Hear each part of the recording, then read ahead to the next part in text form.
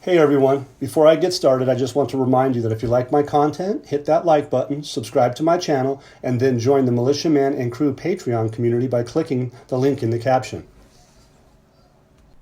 Hey, good evening everybody. It's Friday, and we're going to have a quick session here with some interesting information. Not as grand as it has been for the last few weeks, but I'll tell you what. It's still moving forward. The progress is good. This article tonight is my first one, which is the World Bank said on Friday, the disruption of oil supplies if the conflict escalates in the Middle East could lead to a rise in global inflation rates. I guess where I'm coming from with this is that Iraq is going to be somewhat insulated from that, and basically there's some reasoning behind it. Here is one portion of the article, because you can read this in Patreon. About halfway down, it says gold enjoys a special status among assets, and its price often rises during periods of uncertainty in geopolitical conditions and public policies, including conflicts. If you guys have been paying attention to the gold and silver prices, you probably see that they're off the charts in comparison to what they have been in the past. Copper prices are up. They're up significantly. They're up by 5%. For this year, or going to be up that into the next year, which it'll stabilize. Aluminum prices are up. They're expected to rise another 2% and another 4% in 2025. So a lot of the components that Iraq is involved with, not necessarily those specific copper and aluminum, but they do have gold, and that was one of the things that I wanted to realize that, when we got into this, so many of us, over a decade ago, some 2 decades ago, know that gold has risen significantly, and that inflation has a way with that, especially interest rates too. A lot of people don't really know that, but from my studies over the last 30 years, one of the things I was aware of is that some of the things that drove gold prices, and all those of you that are can remember back to the 1980s, know that interest rates were pretty significantly high. And we're by no means at that point at the moment, but they have an impact and have a relationship. It's something to keep an eye on, something to watch. When I was starting gold was about $275 an ounce. I worked at a gold mine and it hit 400. And then it subsequently, I suggested it would go to 1,300, and I was wrong. Sadly, it went to 1,900. So anyway, now again, it's at 2,400, 2,300, real close. So keep in mind, a lot of that driving force is central banks. Not unlike Iraq has a central bank. Being that Iraq and the central bank have increased their gold supply. Fascinating. I went back and did some research, and I found the military gentleman that was in the back of that truck with all those gold bars. I think it was in 2016. Could have been 2017, but didn't matter. We were like, well, where's that money? Where's all that gold go they found on the border? And so it showed up, and eventually they tacked it into their gold reserves. And that was about 30 to 40 tons of gold. Well, now if you think about it, in 2016, gold was right around $1,500 an ounce. And today it's running $2,300, $2,400 an ounce. And they increased that gold supply by about 40 tons, real close. So if you keep that into mind, along with their reserves, their currency reserves are around 110, 111 billion. They have a massive amount of wealth, and they have the ability to support their imports for at least 16 months, they say, and which is about almost 5 times what they need. So that's important, and they don't want to reduce those. They'd like to keep them on hand. Well, in fact, when they start to, if they change the value of their currency, they're going to have more surpluses coming. Because look, right now with the oil prices at about $70 in the budget. That's what we understand from 2023 anyway. That hasn't changed for 24 or 25 because that's a tripartite budget. They get a surplus. Oil is somewhere around $80. It's been as high as 91, 90-ish. And so, and the expectations of oil to be somewhere in that neighborhood of 90, 80, 90. And even today they talk about $100 a barrel. In this article, it says, according to the report, severe unrest could lead oil prices to $100 a barrel. So Iraq's going to be sitting pretty good, and all of the things that I mentioned were commodities, because they have the phosphates, they have the sulfur, they have all that stuff, but they have the liquid natural gas. And so those non-oil revenue streams are going to come in line. The taxes and tariffs are going to come in line. So the point here in brief is that Iraq is basically has a good foundation for Al-Awlaq to do what he's supposed to do. And it'll only get better if he does. That's how I would see this. So anyway, today it says here the FATF evaluation, a global testimony and recognition of Iraq's commitment and significant economic gains. This is basically the Financial Action Task Force for the Middle East and North Africa region adopted Iraq's report. So they've taken it into consideration and they adopted it. So that means it's a good thing. And that report is on combating money laundering and terrorist financing, which reflects positively on Iraq in several aspects and levels, including achieving significant economic gains, stimulating economic activities, and enhancing the country's reputation at the international level. If you didn't have these guys' permission, or effectively didn't have their if they didn't have your back, you're probably not going to go very far, because they have these things called white list, gray list, black list. If you're on the black list, you're not doing good. If you're on the gray list, you're doing a little bit better. If you're on the white list, you're smoking, which is I think Iraq is doing. So it says here, it says such an evaluation will enhance the country's reputation to reputation and provides factors of confidence in the financial and banking system of Iraq. Well, it's not only the confidence of Iraq's banking system that's going to be affected, it's going to be the confidence. Remember what happened with Sudani? It's ad nauseum, everybody. I'm not going to do it again, but Davos, for instance, restoring confidence. Iraq was at that meeting, those meetings, and was a big part of that, because Iraq is going to do that. He goes on to say it's also no secret that such an evaluation will inevitably help attract foreign investment, and we see that happening right now, and a lot. Al-Sudani's visit to the United States from the president, for instance, we see that. It says, and at the same time, enhance the business environment in our country. Companies are coming in constantly. Thousands of contracts have been written in dinar, which will attract more foreign investment, so the more the merrier, as investors are reassured that our country has a safe and transparent financial system. So this is a big article, you guys. It's really pretty powerful, and you should be happy to hear it. I know time is, it seems like it's dragging on, but hey, this is something that's been dynamically new to the world, and they got to get it right. And they're probably going to get it right. Excuse me.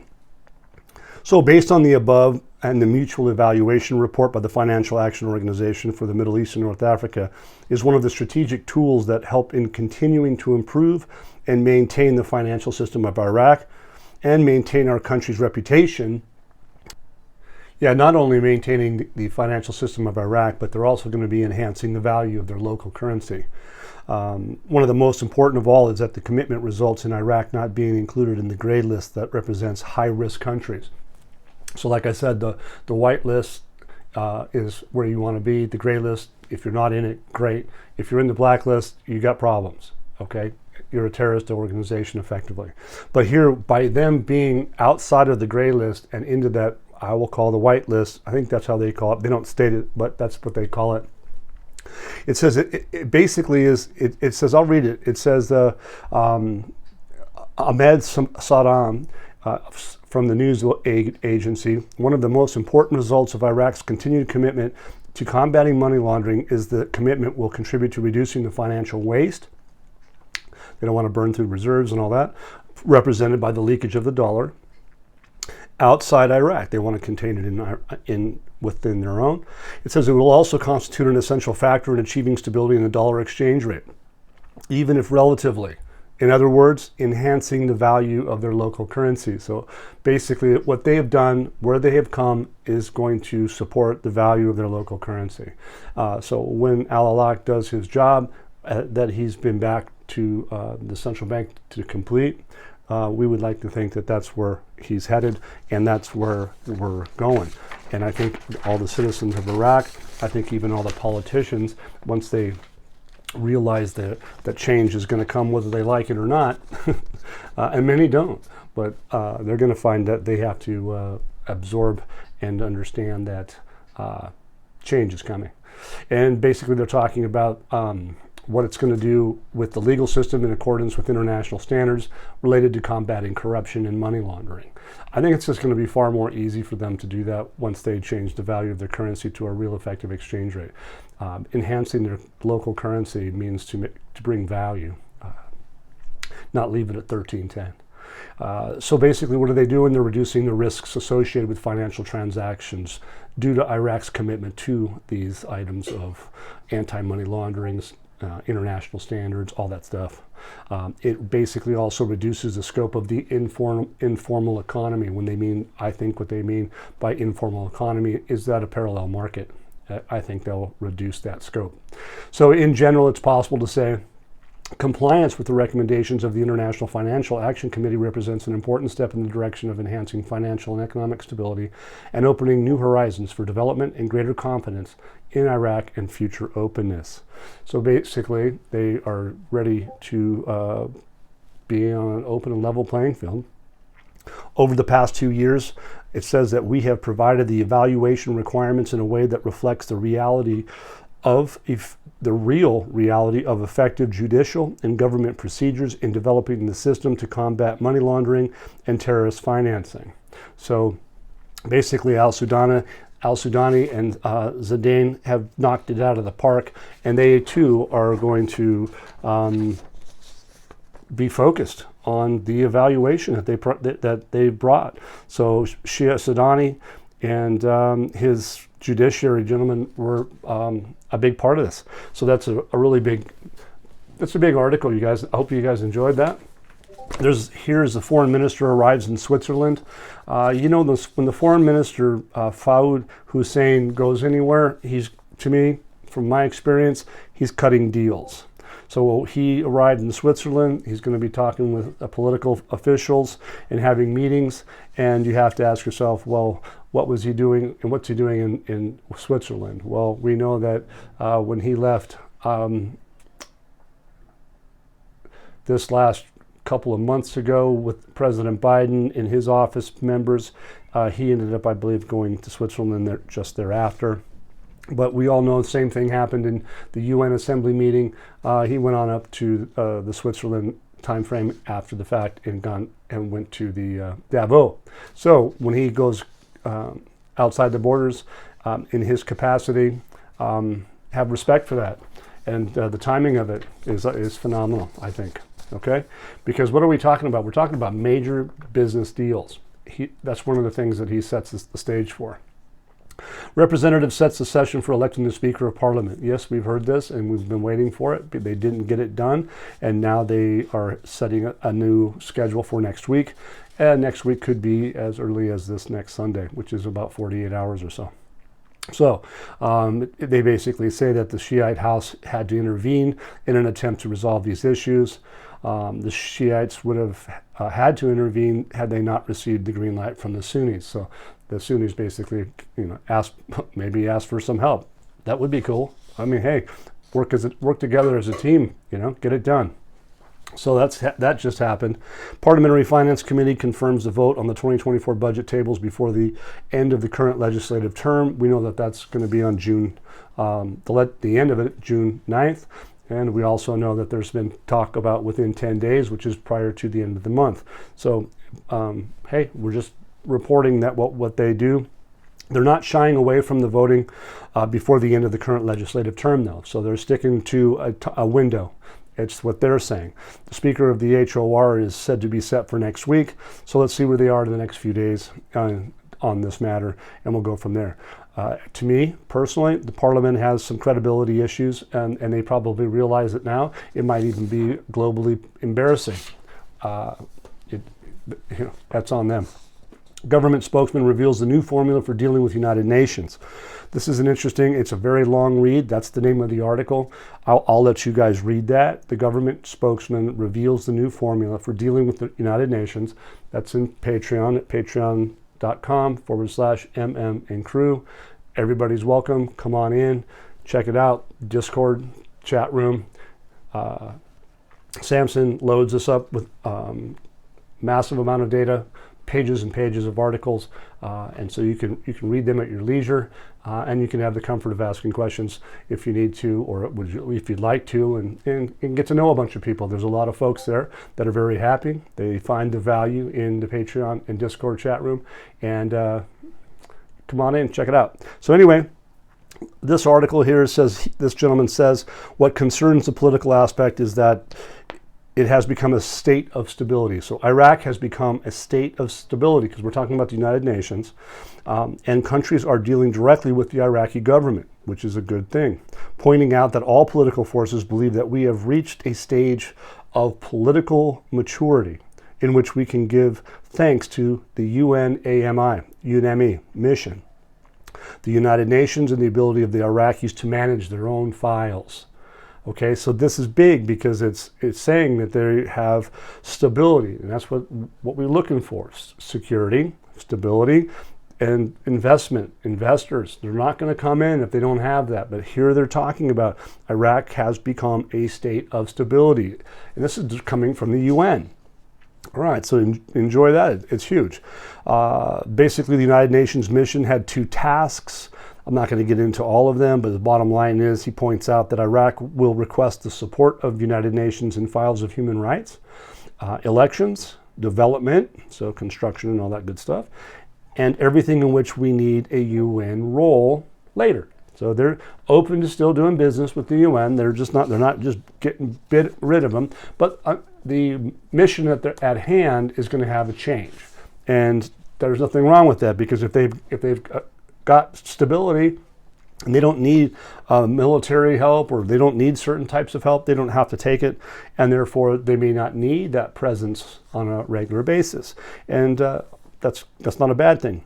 So Iraq will request the support of the United Nations in the files of human rights and elections, in the development, and everything in which we need a UN role later on. So that's what they said. But he goes on to say that if we need the United Nations to be present and to help in this, in the climate, environment files and other files, in a new format that includes not having a permanent presence in Iraq, they say it's possible to form committees for a certain period of time that will come to Iraq and participate and help out in this file, and after its work ends, without the need for a committee present in Iraq to submit an annual report in the United Nations. So they're not going to need to have to submit a report all the time. It's one of those things that's going to be a byproduct. It's not going to have to happen anymore. And basically they're said that we are keen to have international committees that help monitor and work jointly with the Supreme Independent Elections Commission. So in their elections, they're still going to need them to, if they need them for advice, they're going to get it. So that's good. The Iraq Development Fund. We have achieved investments amounting to approximately $1.5 billion. So the Iraq for development, okay, that is going to be part of these projects we talked about that they've been dealing. They signed 17 memorandums of understanding. Some of those are going to jump to full-blown active contracts. We'll find out. But basically 17 memorandums of understanding with 17 different companies that were of the Saudi, the British, and American, to name a few, that are entering in Iraq. It says that the total value of the total investments achieved by these memorandums approached $1.5 billion. These imports for the first time enter Iraq not in the field of energy, but in the field of industry, agriculture, and gas production. That is industrial gases. So their investment is going to be in some different things than it was in the past. It's going to be for those industries, I don't know, steel, whatever, cement, agriculture, gas production, So anyway, the tendency is for participation to be through companies investing in Iraq. It says that the funds and companies often prefer to operate under the laws of the private sector, so we have attracted investments for companies. So the private sector is a major key component of it, and doing things like that are amenable to the private sector is going to be a focus. And they've already started all that, and you can see by the laws that they have passed. I can't state all of them, but I know that they have the private sector in mind. And we all know that too, that they have the real-time gross settlements capabilities as of the 29th of April. And then we have some other things that are coming up. Like I said before, the T1 trading is going to be on the 28th, and that's going to be an interconnectivity portion. There are some folks out there that think that there might be a little more to that story, and we'll have to study that a little bit to see what we're finding out. But the electronic digital connectivity may have something to do with a little bit more than just say fiat currencies, or most definitely probably asset valuations for countries around the world. And a lot of people are going to be involved in that, and they may need some more guidance. We'll see how that works out. But my focus is on the moment is that if the United States and the world have gone to clearing instantaneously, which not instantaneously, but at a T1 level, I'm assuming that everybody's going to be on the same page, and they're going to move forward with it. That's all there is to it. Whether it takes a little more time than what I just mentioned, of course, we don't know a time and a date. We don't. I don't. And I'm not saying I do. So, but I want to let it know if they have specifics when it comes to the digital currencies, the CBDCs, all those things. They're going to shed some light. They're going to have regulation. They're going to have everybody on the same page in an international methodology. So definitely, I'll take that into consideration.